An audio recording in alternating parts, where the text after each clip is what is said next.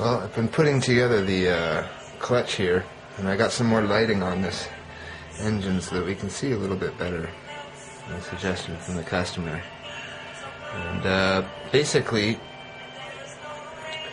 I was looking at these inspection caps here because they had oil on them, and they're like hand loose, like front and back. This one is almost gone. Yeah, it's completely loose. And leaking oil, both of them. So we're going to have to address that, and that's your inspection cap for your tappets there. Pretty nice feature. If we look at the angle of the tappet in there, I'm not sure if you'll be able to see this. No. I'll get you a close-up of that, but there's definitely a angle difference on these Triumphs. Not a direct inline kind of thing. So, clutch is almost together. We are going to tighten it up and make sure the runout's good on the actual plates when we engage the clutch cable. We're going to lube the cable. It's dry and wasn't lubed, I guess, or dried out from WD-40 or something. And these copper washers right here, I will anneal. I'll heat them up and then put them back on afterwards.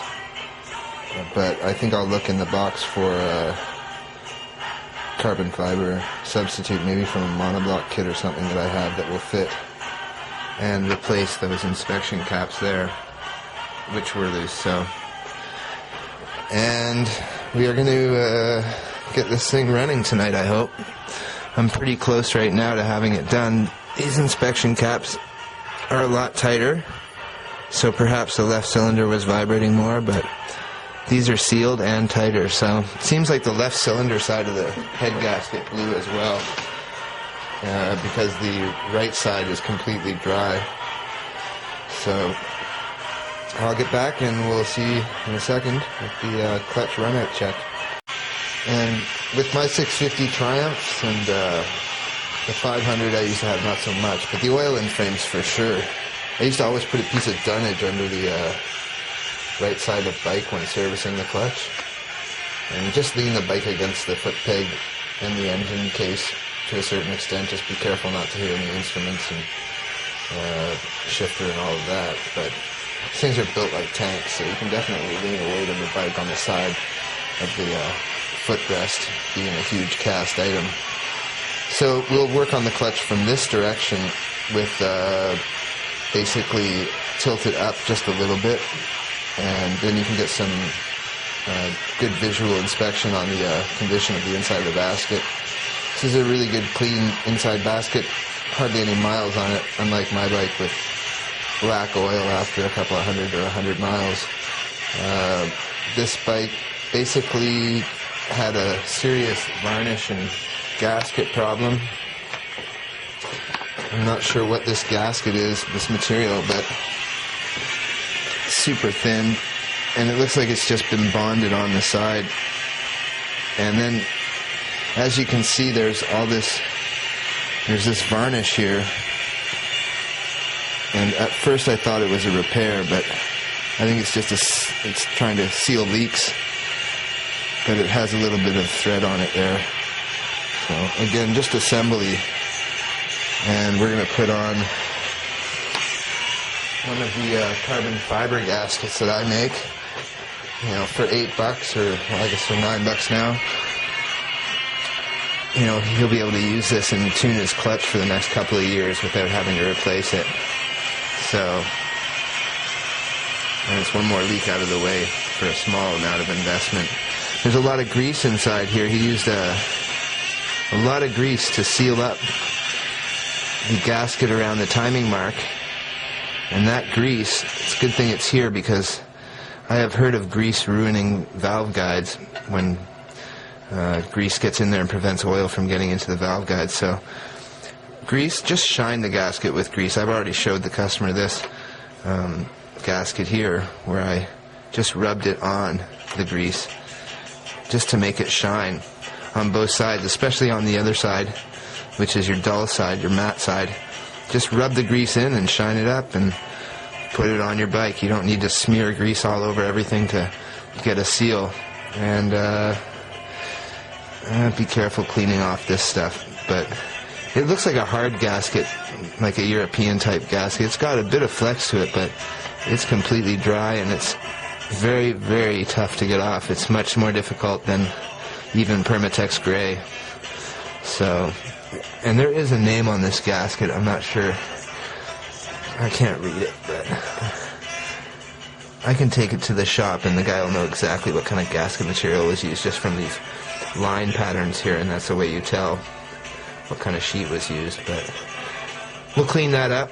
That's going to take like 30 or 40 minutes, so to do it properly, probably 25-30 minutes at least, and clean up all this grease that was obviously almost getting on the clutch plates themselves, which would suck, I would think. I've never done that before. But and this adjuster down here for the primary tension is missing a bolt, and the chain is pretty tight right now. It's right at that limit, I think, of being too tight. But personally, I don't really want to look at this, but I think that we're missing a bolt that would adjust this leaf spring type tensioner. And I'll look in the book and we'll make sure what the mechanical properties of the missing bolt that's for the threads here is, whether it's a plug or it's an acting piece upon the spring tensioner. So think twice, act once. Next, clutch run out, finally.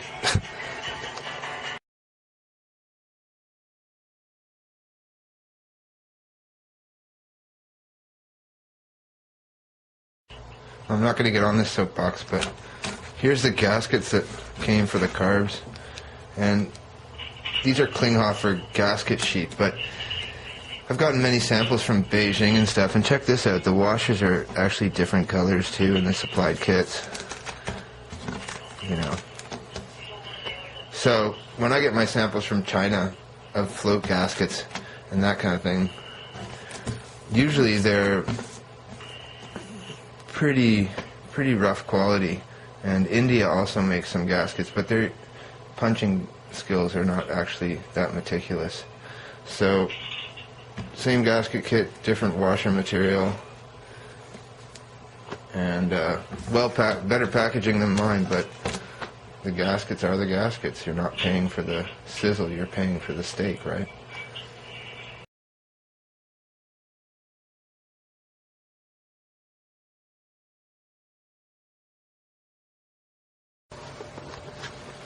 Well, just a quick note here, as for the inspection of the tappets, this washer, I'm not sure if you can see that, but there's a ridge, a sharp edge on that, from over-tightening perhaps. There's no recess in the rocker box, so it doesn't fit into a groove. So this washer wasn't new, I don't think, but I won't assume that. I'll assume that there is supposed to be a sharp ridge about 1 millimeter in from the edge. And that's for the inspection cap. Now the inspection cap I put about 15 minutes ago, I put a bead of gray Permatex around the outside of that. It's non-visible from the outside, but temporarily to get it running and to isolate the leak, I will put that on, and we'll put the larger flat side, expensive camera to drop, on the mating surface, and the shouldered side, which might be where I think it's actually the impression of it being over tightened. And there's not a lot of threads in this design here, if you look at that. You know, I wasn't getting much of a tightening action on it when I was putting it in, so perhaps I will have to examine those threads a little bit better. They all look really sharp, but they're cut out because of the rocker clearance for the valve spring and all of that, so you're not going to get more than 6 or 7 threads, I don't think. But with this silicone, we should be able to have a nice outer surface mating once we clean up this oil residue with a degreaser.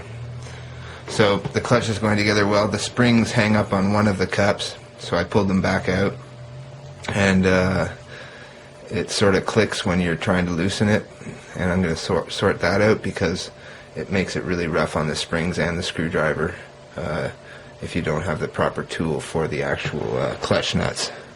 And these are in pretty good shape, but they're used clutch nuts. It's going pretty quick, so we degreased the clutch nuts and the threads on the actual clutch here. One thing you don't want to forget, which I learned from a YouTube video, is the push rod. So make sure that you have your push rod and you're putting it into the bike before you put on your clutch pressure plates, and old rule. Clutches work better with push rods in them. Make sure that you wipe off your push rod, lightly grease it if you'd like. At least put some oil on it so that it has lubrication. And then you'll have a smooth action. A heavy oil is fine if you don't have grease, I guess. But grease is the best method of lubrication. So that. And a light grease, or not too heavy a grease, I would say. Wheel bearing grease just smeared on it will work, but you don't want a lot of globs coming out anywhere near your clutch plates. It will just cause problems for you. So there we are, and unlike the unit single BSAs, it doesn't have a ball bearing at the other end, so it does have ball bearings, but it doesn't have a ball bearing that can fall out or a rack that can fall out.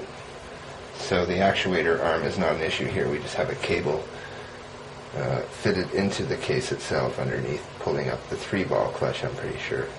So I haven't looked at that, but we're going to put that back together now.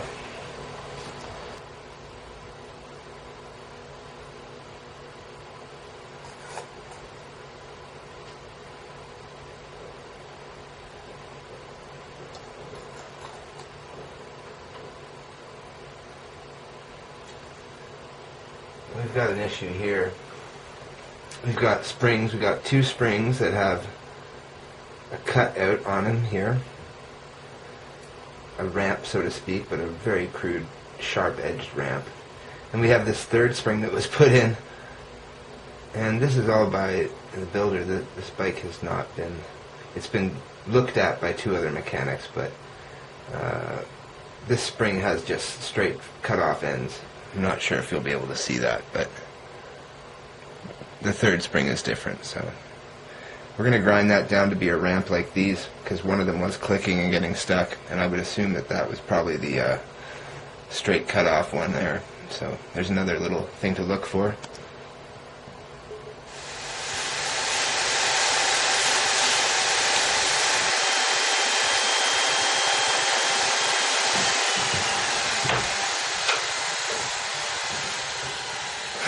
And there we go. Now we've ground down the offending spring with a ramp to match the others, and we've deburred the others as well, because they had very sharp burrs on their ramp at the top of the ramp at the spring here. And that's all it takes to make a smoother turning spring and easier to adjust, that's for sure. It won't be clicking and clacking while you're trying to get attention on it.